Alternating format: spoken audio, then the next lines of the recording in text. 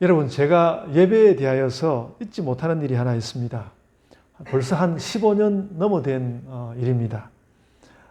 교회에서 이제 주일 휴가를 얻어서, 요즘은 이제 주일 휴가를 못 얻어봤는데, 주일 휴가를 얻어서 순복음교회, 여의도 순복음교회 예배를 드리러 갔습니다. 11시 3부 예배를 앞두고 2부 예배가 드려지고 있었고, 본 예배실 아래 입구에는 많은 사람들이 11시 예배에 들어가려고 기다리고 있었습니다. 그런데 그 자세가 완전히 100m 달리기를 하기 위해서 준비하는 달리기 준비 자세와 같았습니다. 그렇게 했더니 2부 예배가 끝나고 입구가 열리자 사람들이 막 뛰기 시작했습니다. 막 뛰어갔습니다. 교회당이 크니까 막 뛰기 시작했습니다. 왜 그렇게 뛰는가 하면 빨리 뛰어가서 3부 예배의 앞자리를 차지하기 위해서 그렇게 뛰어갔습니다. 그리고 제가 여전히 이제 잊히지 않은 것은 그 큰 교회가 예배를 하니까 그 큰 교회 안에서 찬양을 하니까, 제가 설교는 기억이 안 나는데 그 큰 교회가 찬양을 하니까 그냥 있기만 해도 저절로 그냥 은혜가 되더라고요. 우리 교회도 좀 그렇게 목소리 큰 사람이 있든지 하여간 우리 적은 자리라도 채워서 그렇게 되기를 원하면서, 하여간 제가 그 예배의 자리를 지금도 잊지 못하고 있습니다.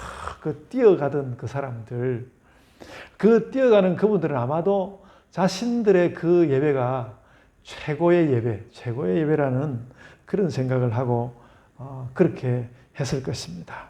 저는 지금도 그렇게 뛰어가던 그분들의 그 모습, 얼마간은 좀 또 욕심스러워 보이기도 하지만 그래도 아주 소박하게 정말 그 앞자리에서 예배 잘 드리고 싶은 마음이 막 뛰어가는 그 소박한 마음이 아름답다, 그렇게 생각이 됩니다.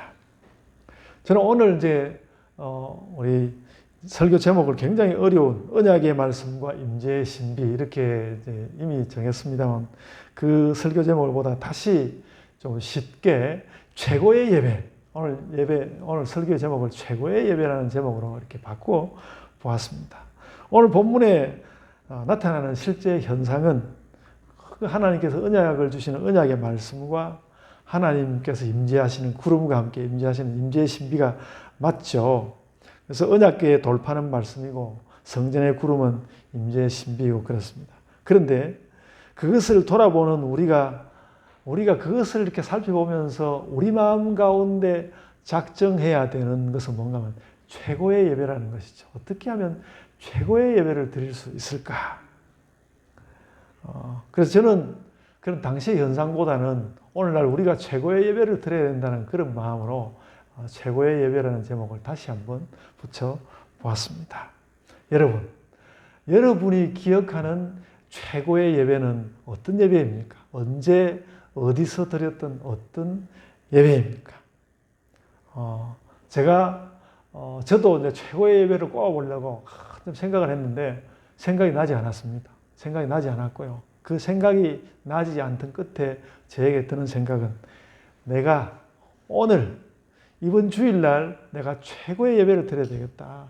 그래서 오늘 여러분들도 오늘 내가 꼭 기억할, 다음에 누가 묻거들랑 그 최고의 예배는 2020년 11월 8일 예배원교에서 드렸던 그 예배다, 그렇게 기억이 나실 만큼 오늘의 예배를 최고의 예배로 드려야 되겠다, 그렇게 생각하게 되었습니다. 우리가 늘 예배를 잘 드리려고는 하지만 내가 오늘 늘 예배를 잘 드려야 된다는 생각은 있지만 오늘 내가 최고의 예배를 드려야지, 그런 생각을 잘 안 했잖아요. 오늘 그런 생각을 가지고 예배 가운데 나아갑시다. 네, 오늘 성경 말씀 앞에서 우리에게 그런 각성이 이루어지고요. 오늘 본문은 우리에게 여러 가지 생각을 하게 합니다. 우리는 다 나름대로 여러 가지 사상을 가졌기 때문에 무엇이든 다 비판할 수 있고요. 그래서 오늘 이 예배의 주인공이 된 다윗과 솔로몬에 대해서도 굉장히 비판적인 이야기들이 많이 있습니다. 제가 기억하기로 이제 지금은 작고하신 안병무 선생 같은 사람은 다윗에 대해서 굉장히 호되게 비판하고 그랬는데, 그 맞는 말이 굉장히 많고 그렇지만, 약간 그런 이제 사상들을 가지고 비판을 할 수 있지만은 그러나 오늘 예배를 바라보는 우리의 느낌은 또 다르다는 것입니다. 그 다윗과 그의 아들 된 솔로몬, 그들이 그러니까 다윗은 다윗대로 왕이 되어서 해서는 안 되는 일을 저질렀고 솔로몬도 마찬가지로 백성들을 굉장히 부역을 많이 하게 한 그런 일들이 있습니다. 그래서 그 다윗도 솔로몬도 우리는 굉장히 또 나름대로 존경할 수도 있고 그런 왕이지만 다윗도 솔로몬도 굉장히 비판받을 부분이 많은 그런 사람들인 것은 분명합니다. 그러나 그럼에도 불구하고 오늘 본문이 역대기하 5장 말씀 말이죠. 그 오늘 본문과 그 앞뒤에 있는 말씀, 역대기하 3장, 4장, 그리고 지나서 또 6장 이런 말씀은 솔로몬이 연출한 최고의 예배장, 솔로몬이 자기 생애에서 최고의 예배 장면을 솔로몬이 지금 연출하고 있다는 것, 그런 예배를 드리고 있다, 그런 예배를 드리고 있다는 것을 우리에게 보여줍니다. 그래서 그 예배에는 아주 수많은 사람과 수많은 예배를 위한 도구들과 수많은 제물과 그리고 예배를 드리기 위한 많은 전문가들, 노래하는 사람, 악기 다루는 사람, 수많은 전문가들과 모든 또 성직을 맡은 제사장들과 또 성도들까지 한 자락이라도 어그러짐이 없이 잘 배치된 정말 그 훌륭하게 준비된 예배의 광경이었습니다. 저는 이 예배를 마음속에 이번 주간에 지나간 주간에 우리 그 큐티 말씀 아니었습니까? 이 예배를 마음속에 쭉 그려보면서 모든 것을 접어두고 그 솔로몬이 자기가 가진 모든 것을 어떻게 하든지 하나님께 최고의 예배를 드려야 되겠다고 생각했던 그 솔로몬의 진심이 정말로 대단했다 그렇게 느꼈습니다. 그래서 솔로몬의 이 예배는 제가 이 설교를 준비하면서 생각하는 것인데요. 솔로몬의 이 예배는 역사상 다시는 그렇게 드려지지 못한 특별한 예배였습니다. 정말로 그런 예배였습니다. 비판을 하자고 하면 격식에 기울어졌고 또 스태프들의 희생을 바탕으로 했고 정치적인 이유도 상당히 있고 그런 이야기를 할 수 있을 것입니다. 그러나 그런 모든 물자와 사람들을 동원하는 솔로몬에게 그의 진심이 있었습니다. 진심의 사람 솔로몬이 물자와 사람 무엇 하나라도 부족한 것이 없는 가운데 최선의 예배를 드리려고 했으니까 거기에는 최고의 예배가 솔로몬 생애 최고의 예배가 준비되었습니다. 저는 이 며칠간의 큐티를 통해서 이 광경을 다시 그려보면서 정말 이게 정말 아득하게 먼 일이다. 어떻게 나는 이제 솔로몬이 하는 것처럼, 솔로몬처럼은 아니더라도 뭔가 솔로몬이 그 진심을 다했던 그런 예배의 광경을 어떻게 우리 예봉교회는 한번 드릴 수 있을까? 참 아득하게 먼 일이라는 생각을 지울 수가 없었습니다. 그래도 제가 작은 교회 목사답게 의미를 바꾸어서 그렇게 물어보았습니다. 우리 예봉교회가 드릴 수 있는 최선의 예배는 어떤 것일까? 그리고 우리는 그런 예배를 정말 실현시킬 수 있을까? 여러분들이 예배에 대해서 어떤 예배를 드려야 된다고 생각합니까? 그것을 우리는 실현시킬 수 있을까? 이것이 우리에게 지금 솔로몬이 우리에게 묻는 질문입니다. 너희는 어떻게 할 수 있느냐? 솔로몬은 왕이었기 때문에 그런 최고의 예배가 가능했을 수도 있습니다. 근데 그런 조건이 문제가 된다면 우리가 그런 왕이라는 그런 조건을 접어두고 우리가 할 수 있는 최선의 예배는 어떤 것일까? 답은 이미 나와 있습니다. 성경에는 답이 이미 나와 있는 것 같습니다. 아까 말씀대로 솔로몬을 두고 제가 이미 미리 말한 것처럼 진심을 다한 예배를 드리는 거예요. 우리 마음을 다한, 정성을 다한, 우리 몸과 마음과 정성을 다한 예배를 드리면 되는 것이죠. 그래서 여러분 이 부분을 생각하다 보니까 요한복음 4장 20절 이하의 말씀이 예수님이 그때 이렇게 말씀하셨던 것이 이런 것이겠구나 그런 생각을 하게 되었습니다. 사마리아 우물가의 여인이 예수님께 물었습니다. 당신들 유대인들은 예루살렘에서 우리보다 더 좋은 예배를 드리고 또 우리도 그렇게 해야 한다고 말하는 것으로 알고 있습니다. 그런 말을 했을 때 예수님이 그 여자에게 말했습니다. 너희가 여기 거리심산에서도 말고 예루살렘에서도 말고 하나님께 영과 진리로 예배하는 때가 온다. 그렇게 말했습니다. 그러니까 이게 답이라는 거죠. 이게 정말 답이구나. 이것은 아주 잘 표현된 최고의 예배 묘사입니다. 성령께서 계시고 주님의 진리의 말씀도 있고 하나님 그 예배 받으시고 그 영과 진리 속에 살아 숨쉬는 우리의 진심도 있으면 그것이 최고의 예배다. 여러분, 그래서 우리도 오늘 당장 지금 우리 본문에 솔로몬이 자기 생애 최고의 예배를 드리고 있듯이 오늘 우리도 그런 진심을 가지고 오늘 당장 최고의 예배를 드려야 합니다.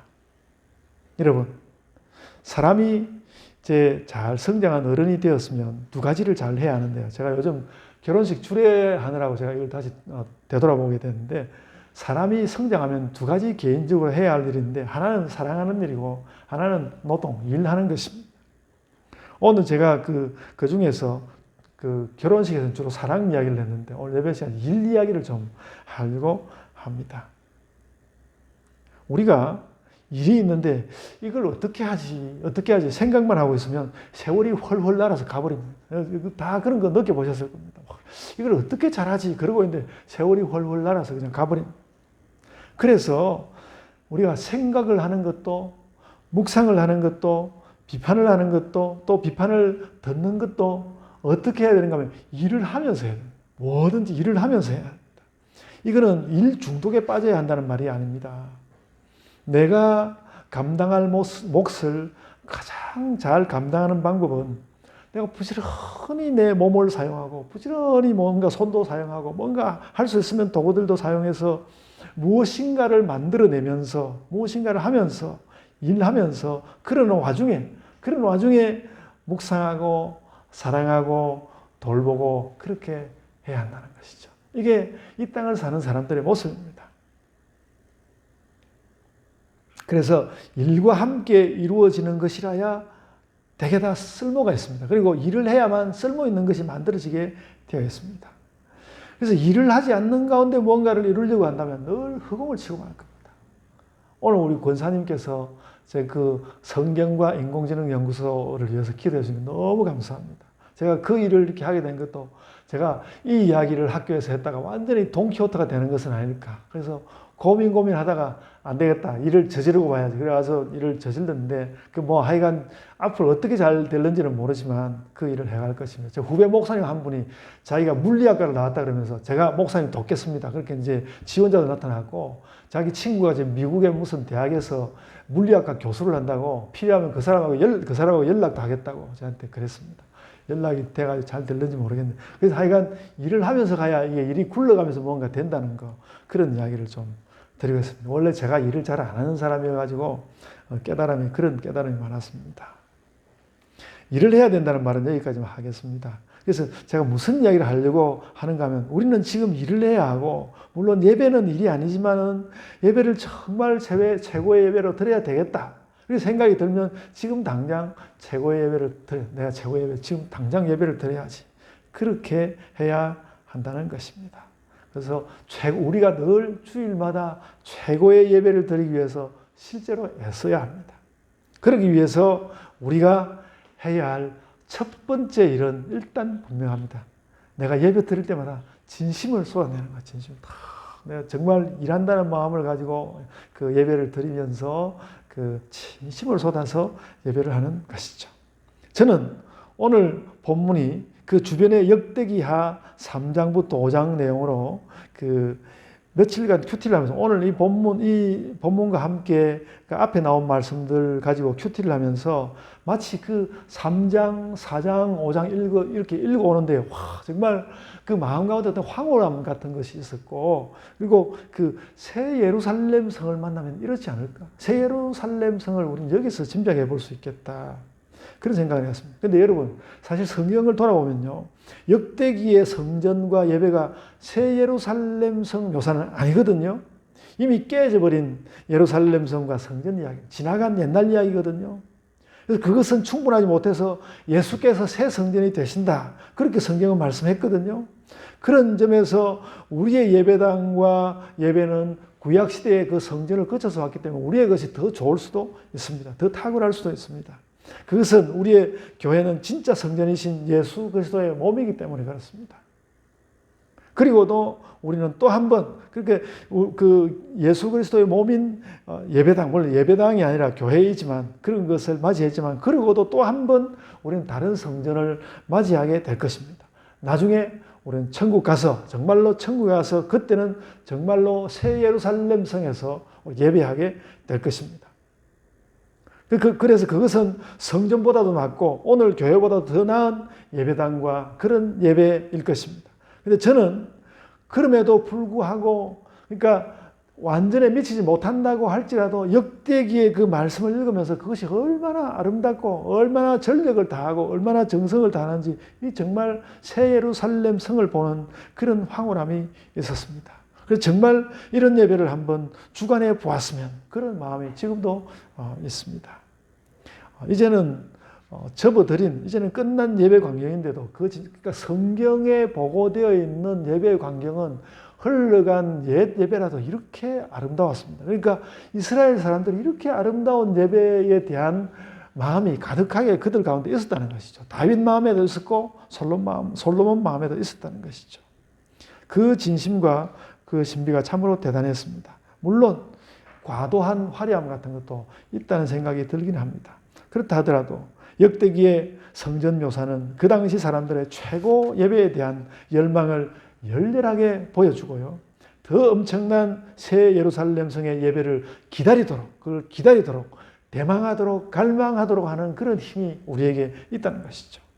그래서 우리는 이 역대기의 예배 묘사에서 자극을 받아야 한다는 거예요. 그래서 여러분 그 큐티를 잘 안 해보신 분이라면 돌아가시거들랑 특별히 역대기하 3장, 4장, 5장을 한번 읽어보십시오. 얼마나 아름다운지 모릅니다. 오늘 본문의 말씀은 그래서 분명히 천국을 상징하는 묘사입니다. 역대기 3장으로부터 역대하 3장으로부터 성전과 예배 묘사를 제가 그래서 한번 열거를 해보면 이렇습니다. 성전의 대전, 성전의 큰 그 처소는 성소를 말하는데요. 가장 좋은 나무로 벽을 하고도 거기다 다시 금박을 입혔습니다. 잣나무, 자작나무를 사용했는데 잣나무, 자작나무의 운치와 향이 성전에 섬에 있었을 것입니다. 그리고 금박은 단지 화려한 것이 아니라 어떤 영원한 신비를 말하는 것 같습니다. 그리고 이 대전 성소로 끝이 아니고 그 대전 안쪽에 내소가 있는데 그게 바로 지성소입니다. 그것은 가로, 세로 높이가 모두 10m 정도로 되어 있는 정육면체 건물인데 말로 표현할 수 없는 균형과 완전과 초월을 말하는 것이라고 생각됩니다. 만약에 우리가 대제사장이 되어서 1년에 한 번 드리는 속죄제를 드리기 위해서 그 지성소에 들어간다면, 이 거룩 천사가 이렇게 있고 그러는데요. 그 지성소에 들어간다면 누구라도 거기서 지성소의 깊이와 신비와 향기에 취할 것입니다. 그 성전의 동쪽 현관, 그래서 다시 지성소에서 성소로 나와가지고 문 열고 현관을 나오면 오른쪽에 야긴이라는 기둥, 또 왼쪽에 보아스라는 기둥이 있어서 그 기둥이 있어서 마치 그 우리를 지키기 위해서 하늘나라의 두 기둥을 뽑아다가 세워둔 것처럼 그렇게 느껴졌을 것입니다. 그 사람들에게는. 그리고 그 아래 내려가면 그 아래 노소로 된 그 제단이 있는데 그 노소로 된 제단의 크기가 얼마인가 하면 길이가 10m, 폭이 10m니까 엄청난 제단입니다. 그러니까 그 위에서 이제 그 번제를 드리는데 엄청나게 그 가로 세로가 10m이니까 엄청난 땅이죠. 엄청난 넓이인데 그것을 제단으로 사용했습니다. 그래서 그 넓이만으로도 하나님께 무언가 드리고 싶은 인간 존재를 발견하게 됩니다. 그리고 제단 오른쪽 앞에 있는 그 바다라고 부르는데 성경에도 그 영어 성경에도 시라고 한 바다라고 불렀는데 큰 수조를 말하죠. 그래서 역대기 내용을 따라서 계산을 해봤더니 그 수조에 들어가는 물의 양이 한 60톤 정도, 60톤 정도의 물이 들어가는 큰 물통 수조였습니다. 그걸 이제 노수로 만들어 새지 않도록 해가지고 노수로 만들어서 두었는데 아주 엄청난 바다였습니다. 이 성전 앞에 바다, 그걸 큰 물통이니까 바다라고 부르는 거거든요. 그 성전 앞에 바다는 여차하면 그 생수를 우리에게 부어주실 하나님의 마음, 하나님의 은혜와 같은 것으로서 거기 있었습니다. 그런 준비들을 다 해둔 솔로몬 시대의 사람들이 오늘 본문에서는 또 성소에서부터 다 성소에서 헌당, 입당 예배를 하기 위해서 모인 것입니다. 노래하는 사람도 있고 악기 연주하는 사람도 있고 참석자도 많았습니다. 예배에 필요한 것이면 무엇이든 다 동원할 수 있었고요. 여러분, 그래서 그런 것을 보면서 우리는 우리의 마음과 우리의 얼굴빛과 우리의 손짓, 발짓으로 이런 수많은 요소를 대신해야 하지 않을까. 그래서 정말 내가 하나님께 드릴 수 있는 나의 최선의 모습은 무엇일까? 나의 얼굴빛, 손짓, 발짓, 몸짓, 그 무엇이든 이런 그 엄청난 것을 대신하는 그런 것으로 해야 하지 않을까. 그래서 감사와 찬양과 놀라움과 기쁨과 여러 가지 감정으로 우리의 예배를 수놓아야 하지 않을까. 그래서 하나님께 아멘, 또 아멘, 아멘, 아멘. 제가 저 앞에 지난주에 이제 기도 이렇게 이제 우리 기도를 이렇게 들으면서 제가 아멘, 아멘 그랬더니 사모님이 집에 가지고 오늘 목사님이 좀 오버하는구나 그렇게 생각했다고 이야기하는데 제가 오버하는 게 아니고 정말 저는 오버하지 마시고 진심으로 아멘, 아멘, 아멘을 많이 하시면서 교회에 이렇게 서로 화답하는 말이 다 사라져버리고 아멘밖에 안 남았으니까 아멘이라도 열심히 하시면서 예배해야 하지 않겠습니까? 그러니까 역대기하 3장으로부터 5장 그 말씀에 있는 감동은 그런 거라고요. 정말 예배를 잘 드리고 싶어. 그리고 나의 최선의 모습을 하나님께 보여드리고 싶어. 그런 심정이 우리에게 일어나야 한다는 것입니다. 근데 여러분, 오늘 본문은 그런 와중에도 더 강조하는 것이 있습니다. 그렇게 모든 것이 다 준비되었어도 가장 중대한 준비는 역시 언약궤였습니다. 멀리서 이제 언약궤가 다른 이제 성막에 있었는데 그것을 이제 들어 올렸죠. 언약궤를 가져왔습니다. 언약궤가 중요하고 그리고 언약궤보다도 그 안에 들어있는 언약의 두 돌판, 그 두 돌판이 중요하다는 것이죠. 그 모세가 출애굽할 때 가져 나왔던 그 두 돌판. 본문 10절에 이렇게 적어요. 본문 10절에 뭐라고 적어놨는가 하면 궤 안에는 두 돌판 외에 아무것도 없으니 그렇게 말했습니다. 그러니까 이것이 가장 중요하고 이것의 중요성에 비길 만한 것이 아무것도 없다는 말입니다. 그 두 돌판 외에 아무것도 없으니 거기에는 십계명이 기록되어 있고요. 그것은 하나님의 모든 말씀을 상징하는 것입니다. 구약시대에도 예배에서 가장 중요한 것은 역시 하나님의 말씀이었고요. 나중에 예수께서 그 말씀의 내용과 중요성을 다시 일변시켰죠. 예수님께서 그 말씀의 중요성을 다시 완전히 더 바꿔서 더 중요하게 드러냈습니다. 그래서 우리는 그 지성소의 돌판보다도 지성소에 있는 그 언약궤 안에 들어있는 돌판보다도 더 특별한 것을 가지고 있는데 우리가 가지고 있는 이 성경입니다. 이것을 가지고 있습니다. 구약시대에도 우리와 다르긴 했지만 하나님의 언약의 말씀을 지키고 복받는 것이 중요했습니다. 만약 언약궤의 돌판을 맨날 이렇게 언약궤의 그 돌판을 맨날 그렇게 읽는 것이 아니라 돌판이 거기 있다고 생각만 해도 그것이 이스라엘 전 그 백성들에게 엄청난 일이었던 것처럼 여러분 우리도 우리의 마음 가운데 오늘 내가 그 역대기하 7장을 읽었어. 그것도 대단하지만 그냥 나는 성경이 있고 내 마음 가운데 늘 성경을 읽고 싶은 그런 마음이 내 가운데는 충만해 막 넘쳐 흘러. 그런 성경을 사모하는 마음을 우리가 가져야 합니다. 그 성경을 사모하는 마음을 가져야 하는데 그것이 바로 예배하는 자의 심정이라는 것이죠. 예배하는 자의 심정. 지성소에는 그 어느 때든지 하나님의 위엄과 사람과의 그 언약의 말씀이 있고 그 위엄 때문에 지금 성전 봉헌식이라 할지라도 누가 감히 그 지성소 안에는 들어가지도 못하지만 그래도 성소에는 많은 사람들이 있었습니다. 그 많은 사람들은 결국은 수많은 하나님의 백성들을 상징하지 않겠습니까? 그들이 예배를 잘 드리기 위해서 모든 노력을 하고 서서 하나님께 봉사하려고 애쓰고 있는 중인데 갑자기 그 성소에 하나님의 구름이 자욱하여졌습니다. 그래서 오늘 본문 13절 하반절에 이렇게 말했습니다. 그때에 여호와의 전에 구름이 가득한지라 그렇게 적었습니다. 우리는 그런 광경을 본 적이 없습니다만은 그 구름이 뜻할 수 있는 것은 딱 하나밖에 없습니다. 그 구름이 뜻할 수 있는 것 딱 하나밖에 없는데 하나님 임재죠. 하나님 임재의 신비를 나타내는 것입니다. 하나님 임재입니다. 그래서 최고의 예배를 위해서 애쓰던 모든 사람들의 동작이 중단되었습니다. 하나님의 임하심이 꽉 그 성전 안에 가득 차니까 사람들이 움직일 수도 없고 그래서 전부 다 그 동작이 중단되는 가운데서 하나님의 역사가 그 가운데 일어난다는 것이죠. 그래서 오늘 본문 14절 보시면 제사장들이 그 구름으로 말미암아 능히 서서 섬기지 못하였으니 그렇게 말했습니다. 예배 행위조차도 하지 못하고 딱 그냥 중단되게 뭐 얼음 땡처럼 그렇게 하는 것인지는 모르지만 하여간 사람들이 그 섬김을 중단할 정도였습니다. 예배의 모든 행위와 동작보다도 예배에는 하나님의 임재가 압도하였습니다. 그래서 우리의 이 예배도 사실 하나님께서 오셔서 우리를 사로잡으시는 그 하나님의 임재가 압도할 수 있다면 얼마나 좋겠습니까? 우리가 정말 거기 성전처럼 그렇게 되지는 않지만 그런 심정을 늘 가지면서 예배해야 할 것입니다. 최고의 예배가 되기 위해서 솔로몬은 수많은 것을 준비했습니다. 그런데 하나님은 그 모든 준비를 그치게 하는 임재의 신비로 오셨습니다. 여러분, 바로 그것이 예배라는 것이죠. 이것이 예배다. 역대기하 말씀은 이것이 예배다 하고 우리에게 보여주는 것입니다. 물론 우리도 많은 것을 준비했습니다. 우리는 많은 것을 준비했습니다.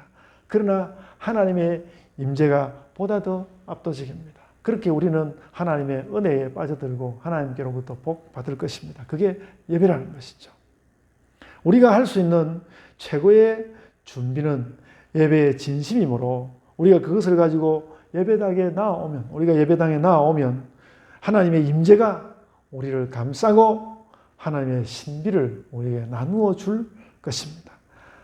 바로 지금 오늘 예배가 그런 예배로 드려지고 있는 것입니다. 그리고 앞으로도 그렇게 우리는 마음으로 준비하고 예배에 나와야 하는 것입니다. 여러분, 우리의 모든 형편으로 돌아와서 우리 소소한 사람들로 우리 형편으로 돌아와서 소박한 마음으로 제가 이렇게 말씀해 볼 수 있겠습니다. 최고의 예배를 드리는 최고의 교회, 예본교회가 됩시다. 너무 소박하게 말씀드렸는지 모르겠는데 그랬으면 좋겠습니다. 우리는 그 최고의 예배를 또 너무 경쟁하는 그런 마음으로 하지는 말고요. 최고의 예배를 드리는 최고의 교회, 예본교회. 그걸 우리 교회 표로 삼아가지고 살아도 괜찮겠다. 그런 예배를 드리는 우리 예본교회 모든 지체들 되시기를 바랍니다. 아멘.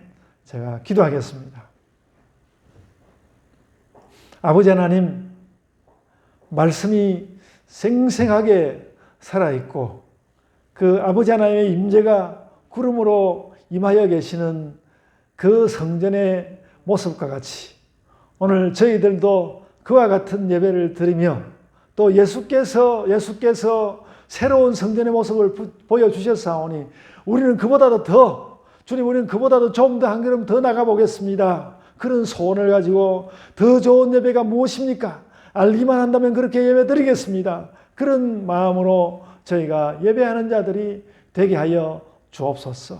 주님, 그것을 이렇게 재고 저렇게 재고 재기만 하는 것이 아니라 정말로 주님, 저희가 그렇게 예배하겠습니다. 정말로 그렇게 예배드리겠습니다. 나의 정성을 다하겠습니다. 나의 마음을 주님 앞에 가져오겠습니다. 나의 모든 것을 주님 앞에 열어놓습니다. 그런 예배로 우리 예본교회가 나아가게 하여 주옵소서. 솔로몬이 자신 생애의 최고의 예배를 준비한 것처럼 우리들도 늘 주일을 만날 때마다, 주일을 대할 때마다 주님, 오늘도 제 소원이 최고의 예배를 드리는 것이오니 주님, 거기에 부족함이 없도록 지혜도 주시고 믿음도 주옵소서. 하나님 또한 나오셔서 임재하여 주옵소서. 성령님의 거듭함을 주옵소서. 예수 그리스도께서 우리에게 오셔서 우리에게 뜨거움이 되시고 힘찬 것이 되어 주옵소서. 우리의 삶의 모든 것이 주님 되어 주옵소서. 그런 기도로 나아가는 우리 온 예본교회 되게 하여 주옵소서. 아버지 하나님 영광 받아 주옵소서. 감사하옵고 예수님 이름으로 기도드리옵나이다. 아멘.